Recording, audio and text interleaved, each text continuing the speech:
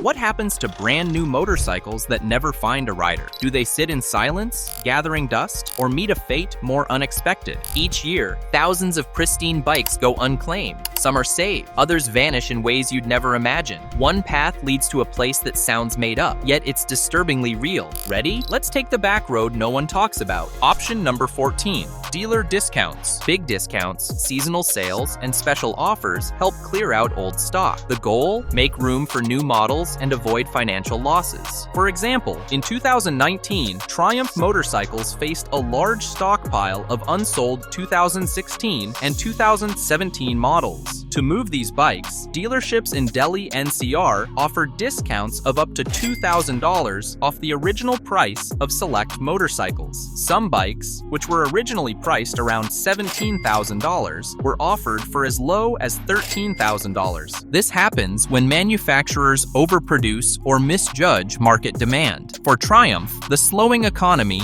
and a shift in consumer preferences meant that these models weren't moving as expected. Discounts usually work, but not always. If demand is low, even a bargain won't help. Some dealerships bundle bikes with free accessories or extended warranties. Others offer low-interest financing to make purchases more appealing. Option number 13, auction sales. Sometimes, even huge discounts can't move unsold bikes. That's when motorcycles are sent to auctions, where they're sold to the highest bidder. These bikes often go for a fraction of their original price, making them a steal for buyers. Take Indian Motorcycles as an example. In 2020, they faced an inventory pileup. Instead of continuing to offer discounts, they decided to auction off unsold models. Auctions are a great way to move bikes quickly. Private buyers, rental companies, and resellers are often the ones grabbing these deals. Rental companies use the bikes for their fleets, while resellers buy them to sell at a lower price or after making some repairs. Why do bikes end up at auctions? Usually, it's due to an overproduction or a sudden shift in demand, particularly when manufacturers misjudge what the market wants. But even then, some bikes may still struggle to find a home. So what's next? Option number 12, export to other markets. A model that doesn't sell in one region may be in high demand elsewhere. So, unsold motorcycles are often exported to countries where demand is higher. Honda successfully executed this option when it faced slow sales of certain models in the United States. In 2018, they exported excess inventory of 2017 bikes to Southeast Asia, where the market was booming. Models that didn't sell well in the US found eager buyers in countries like Thailand and Indonesia. This tactic helps manufacturers recover some of the costs, as they can still sell bikes at a reasonable price in these new markets. The bikes may even be adjusted to meet local regulations, such as modifying emissions standards or updating safety features. Why do bikes get stuck in certain regions? Often, it's a mismatch between consumer preferences and what's available. A big cruiser may not be popular in the United States, but it could do well in other parts of the world. Option number 11, rental and fleet use. Excess motorcycles are often repurposed for rental companies, delivery services, or training programs. Instead of just sitting in storage, these bikes stay active. For example, in 2019, Yamaha had unsold stock. Instead of letting them sit, they worked with rental services and motorcycle schools. The bikes were put into rental fleets and even used for rider training programs. This gave the bikes a second life while also bringing in some revenue for the manufacturer. Let's agree that not all bikes are good for this. High-end models or specialty motorcycles don't always fit the needs of rental companies or schools. That's when manufacturers get creative. They might use these bikes as demo models, letting buyers test them before deciding to purchase. When that doesn't work though, the options get a little more extreme. Option number 10, rebranding and model updates. Some brands choose to refresh their bikes instead of selling at a loss. They update unsold models with new features, a fresh coat of paint, or even a new name. This makes the bikes feel new again and helps attract buyers. Take Suzuki as an example. In 2020, they had an unsold stock of their GSX S1000 models. Quickie, before drowning into losses, they updated the bikes with minor design changes and added new features. These updates made the bikes more appealing to buyers and allowed Suzuki to sell them at a higher price. Rebranding is a clever tactic. It gives the bike a second chance in the market without the brand losing money. Sometimes, they'll even change the model name or add new tech to make it seem like a completely new version. However, this strategy doesn't always work for every model. If a bike is too outdated or out of style, no amount of rebranding can fix that. Option number 9, manufacturer buybacks. In strained situations, manufacturers step in and buy them back from dealerships. This is known as a manufacturer buyback. Instead of letting unsold bikes sit in showrooms, manufacturers take them back to manage their inventory better. Again, on Harley-Davidson, many dealers report an excess of unsold models. To help dealerships, Harley takes back bikes that aren't moving and redistributes them to locations with higher demand. This helps get the bikes off the lot and ensures dealers don't take a loss. Buybacks are a smart move. They allow manufacturers to control inventory and prevent overstock. Sadly, buybacks aren't always a permanent fix. If the bikes still don't sell, manufacturers may have to turn to other strategies, and things start to get more complicated. Option number 8, donation and training use. Some unsold motorcycles take a detour into the world of donation and training programs. They're not gathering dust in a back corner, they're put to work. Instead of staying parked, these bikes end up in technical schools or training programs. Aspiring mechanics and engineers get hands-on experience working on real machines to fine-tune their skills. For instance, Yamaha has sent unsold bikes to technical colleges where students get to work on them as part of their learning. It's a win-win. The bikes get a second life, and students get invaluable training. Of course, not every bike is cut out for the classroom. Some are too fancy, too high-tech, or just not the right fit and fit other options. Option number 7, online flash sales and digital. Some are cleared out with quiet precision through online-only flash sales. These digital clearance events are fast, discreet, and rarely advertised. Brands use them to move aging inventory without drawing too much attention or damaging their image. In 2021, KTM used this exact tactic, hosting sales exclusively on its website to unload older models. No dealer involvement, no big promos, just a few limited-time offers that vanished almost as quickly as they appeared. For the brand, it was a way to wipe the slate clean without creating noise in the market. These events are usually time-sensitive, often lasting just a few hours or a weekend. They're designed to target loyal fans or savvy buyers who know where to look. Forums, email lists, and brand subpages are often the first places they appear. If you're hoping to score a new bike at a steep discount, don't wait for mainstream ads. These sales are fast and easy to miss, but if you're watching closely, you just might catch a deal the general public never sees. Option number 6, dealer-to-dealer transfers.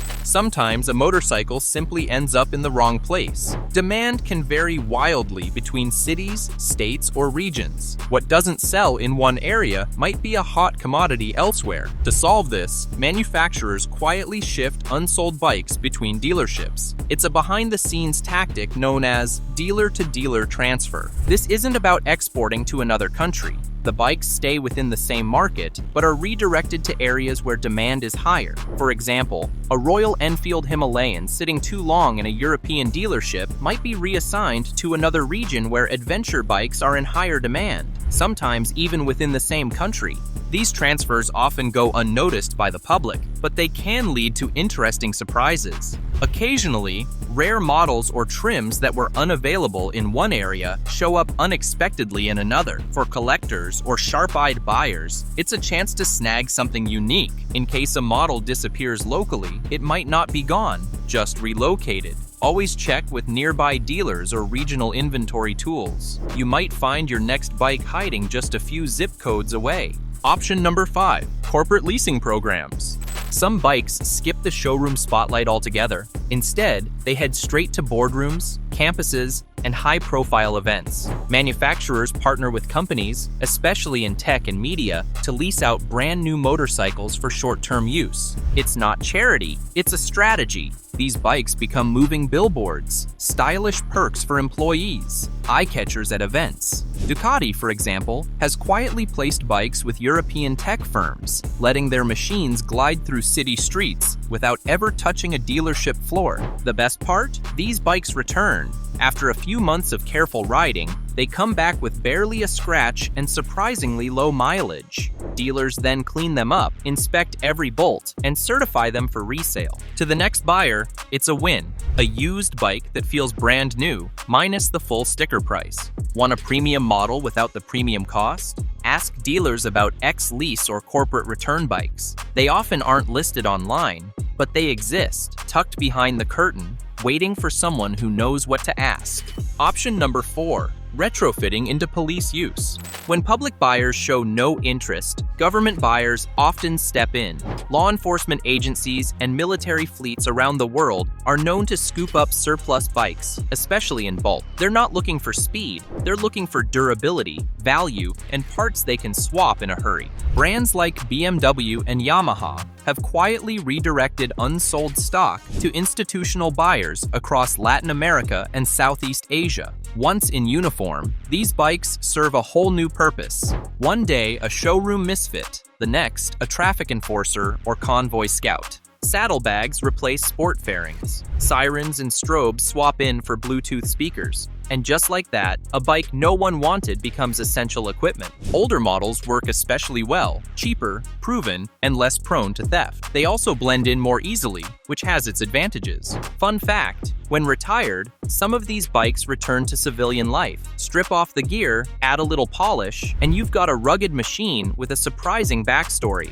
Option number 3, private label rebadging. If a model can't sell under a big brand, it may quietly resurface under a smaller one. This practice, known as rebadging, gives unsold bikes a second chance with a new name, new logo, and sometimes a few cosmetic tweaks. It's more common than you'd think. Older Kawasaki platforms, for example, have shown up rebadged by manufacturers in China and Southeast Asia. Same frame, same engine, but with a completely different badge on the tank. For budget-conscious buyers, this isn't always bad news. These bikes often come at a fraction of the original price, while still carrying proven engineering. Sure, the plastics might feel cheaper and the paint might chip faster, but under the surface, solid, recognizable DNA. Ever seen a bike that looked oddly familiar but carried a name you didn't recognize? It might be a reborn leftover from a major brand's old stockpile. In the world of motorcycles, sometimes all it takes to start fresh is a new sticker and a second chance. Option number 2, dealership closure liquidation. In dire situations, the dealership itself shuts down, suddenly and permanently. When that happens, everything must go, and fast. Unsold motorcycles are often the biggest headache. They take up space, tie up money, and can't just sit there, so they're sold off, cheap. In 2023, more than 40 Harley-Davidson dealerships closed across the US. The aftermath? Trailers full of brand new bikes sold at liquidation auctions, some for shockingly low prices. Manufacturers don't always take these bikes back. Instead, third-party wholesalers, used dealers, or even collectors swoop in. The goal? Move inventory, clear the books, and shut the doors. For everyday riders, this creates rare opportunities. You won't find these bikes listed on brand websites or showroom floors. But if you know where to look, the deals are real. Keep an eye on regional dealership closures. Search liquidation sites, auctions, and local news. That dream bike you couldn't afford last year, it might now be sitting in a warehouse, half price, waiting for a buyer. Option number 1, recycling and scrapping. When every sales tactic has failed, discounts, relocation, auctions, some motorcycles face an unglamorous fate. They're stripped, dismantled, and broken down piece by piece. Manufacturers and dealerships, facing mounting storage costs and shrinking space, turn to the last resort option, recycling and scrapping. This isn't a decision made lightly. Scrapping a brand new motorcycle means admitting it never found a rider. The engine might be removed and repurposed. Usable parts, wheels, forks, exhaust systems, are salvaged and sent into the parts market. They'll go on to live second lives in repairs or custom builds, but the rest of the bike, crushed, melted down, and gone. It's a grim process, especially for machines that once gleamed under showroom lights with 0 miles on the odometer. For manufacturers, it's not just a financial loss, it's a bruise on the brand. No company wants the image of their bikes ending up as scrap. Still, it happens more often than most would expect, and it happens quietly. Behind closed warehouse doors, rows of unsold dreams are reduced to raw material, erased before they ever hit the road. Now that we've seen where these unsold bikes go, let's rewind a bit. The real question is, how do they end up in limbo in the first place? Let's ask why they're there to begin with. Reason number 1, overproduction. In many cases, it starts with too much confidence. A manufacturer bets big on demand, imagines long lines, packed showrooms, and sold-out launches. Then reality hits: fewer buyers, slower traffic, and rows of untouched bikes. This is overproduction. When supply outruns demand, even great bikes get stuck. Brands use projections based on past sales, trends, and market signals. But those numbers can lie. One small miscalculation turns into thousands of unsold machines. The result? Dealerships flooded with inventory they can't move. Buyers, meanwhile, feel no urgency. Why rush when next month's model might get a discount? This also leads to aggressive promotions, factory rebates, and eventually loss. For manufacturers, it's expensive. For dealers, it's frustrating. And the worst part? Once those bikes pile up, it gets harder to launch the next model. Old stock clogs the pipeline. New bikes get delayed or skipped entirely. Overproduction doesn't just create leftovers, it blocks momentum. A bold gamble that often ends with quiet warehouses and fading price tags. Sometimes, too much of a good thing really is too much. Reason number 2, wrong forecasts. Trends change fast. Manufacturers, not so much. A brand bets on the wrong future. Maybe they think adventure bikes are about to explode, so they flood the market. Or they expect cruisers to make a comeback. Or they jump on the electric hype too early. But the market doesn't always follow the plan. When demand doesn't meet the forecast, bikes just sit. Not because they're bad, because the timing is off. What looked hot in the boardroom suddenly feels out of sync in the showroom. A perfect example? Several brands overproduced heavy ADV bikes, expecting a surge. Instead, riders wanted lightweight, urban-friendly machines. It's not just about style. Features, tech, and even color choices get misjudged. And when buyers don't connect, no amount of horsepower can save the sale. The sad part? Some of these bikes were ahead of their time, just not in the right market moment. In motorcycles, being early is the same as being wrong, and wrong forecasts create expensive traffic jams on the showroom floor.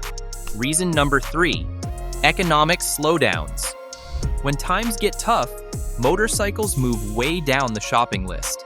Riders tighten budgets. Weekend toys become luxury items. Financing gets harder. Interest rates climb. Insurance quotes sting. Suddenly, that dream machine feels like a bad decision. Economic slowdowns don't just hurt buyers. Dealers feel it fast. Foot traffic drops. People browse, ask questions, maybe take a test ride, then walk away. Even committed riders hesitate. They'll stretch the life of their current bike. They'll fix what's broken instead of upgrading.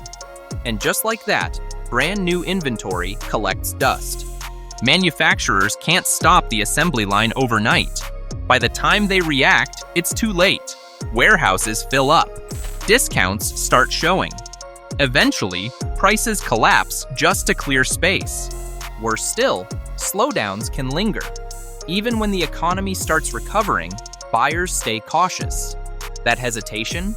It keeps inventory stuck long after the storm. The motorcycle industry thrives on optimism. But when people feel uncertain, the throttle stays closed, on wallets and wheels. Reason number 4, mismatched models. It doesn't matter how good the bike is. If it's the wrong bike for the market, it won't move. Imagine sending a fleet of cruisers to a city full of sport bike riders, or trying to sell high-end adventure bikes in an area with no trails. Manufacturers often release global models, then ship them everywhere. But riding culture isn't one size fits all. What sells in Texas might flop in Tokyo. A hit in Germany might gather dust in Brazil. Dealers end up with bikes no one asked for. Buyers glance, shrug, and walk right past them.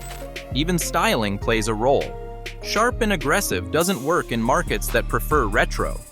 Low-slung cruisers struggle in regions with bad roads. And oversized bikes? Total mismatch for dense, urban traffic. It's not about quality, it's about relevance. And when a model doesn't fit the local lifestyle, it doesn't sell. In the end, a well-built machine in the wrong place is just expensive garage art. Reason number 5, dealer pressure. You'd think dealerships choose what bikes to sell. Not always. Manufacturers often push inventory onto dealers, whether they want it or not. It's called allocation, and it can be brutal.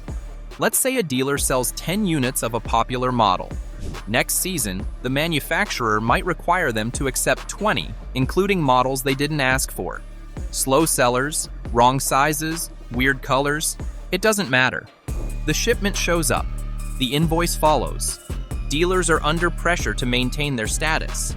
They want factory support, advertising dollars, and access to hot new models. So they comply, then struggle to move unwanted bikes. Showrooms get crowded with the wrong stock. Cash gets tied up in machines that just sit.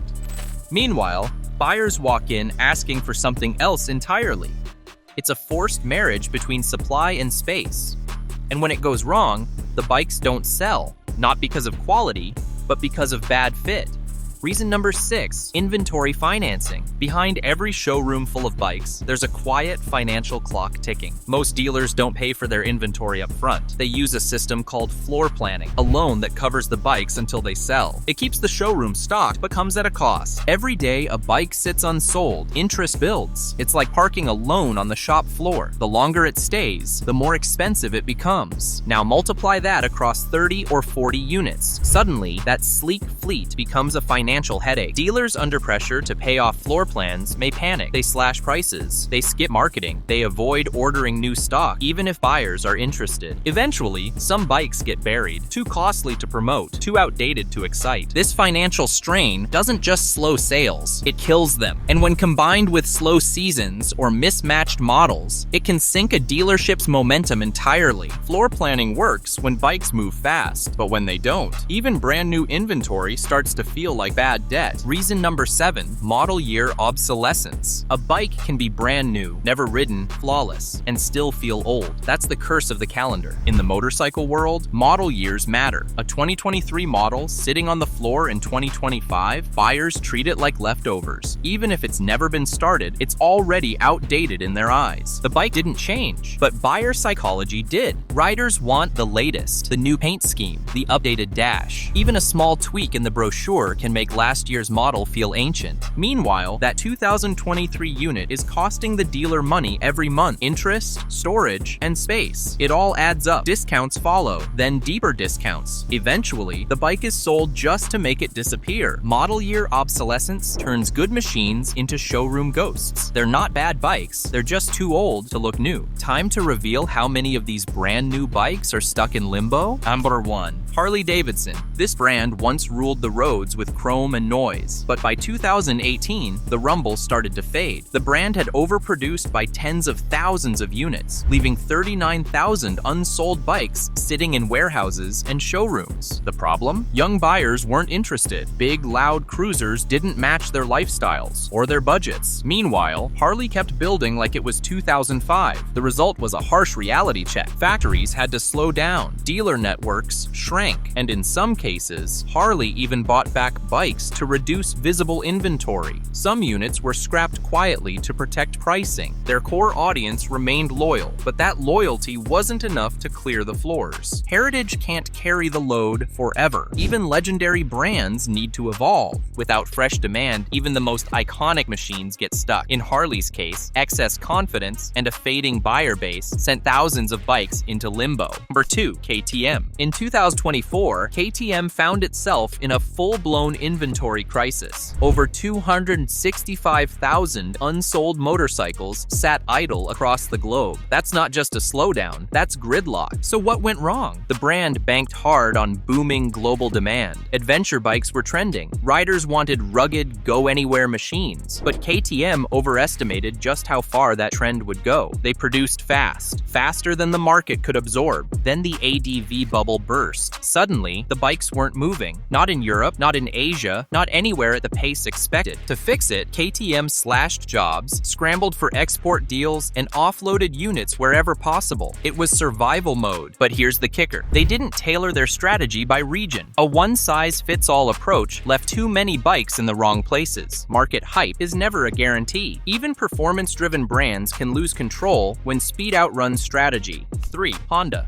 True, Honda is one of the world's best-selling motorcycle brands. Their reach is massive, their reliability legendary. Still, industry giants can misread the room. In the late 2010s, Honda overproduced several models for the North American market, banking on mid-weight sport tourers and premium commuters. One example? The VFR 800. Despite its strong engineering, it failed to ignite local demand. Warehouses quietly filled with units that didn't sell. But unlike some competitors, Honda moved swiftly. They repackaged the overstock and exported large batches to Southeast Asia, where appetite for mid-size imports was stronger. In some cases, bikes were retrofitted or rebranded, then relaunched at lower price points to salvage revenue and save face. Even a global bestseller needs regional precision. Honda's misstep wasn't about product quality, it was about market alignment. Dominance doesn't guarantee demand, and in today's fast-moving market, even a legend like Honda has to stay sharp. Number 4. Indian motorcycles. Known for its bold styling and heritage-inspired cruisers, it hit a rough patch in 2020. The problem? Slow demand for mid-size cruisers and baggers, especially models priced just below Harley's premium lineup. These bikes looked great, rode well, and had solid engineering, but the timing was off. Riders were shifting toward lighter, more versatile machines, or leaning into electric and ADV categories. Indian's mid-tier lineup got caught in the middle. Inventory piled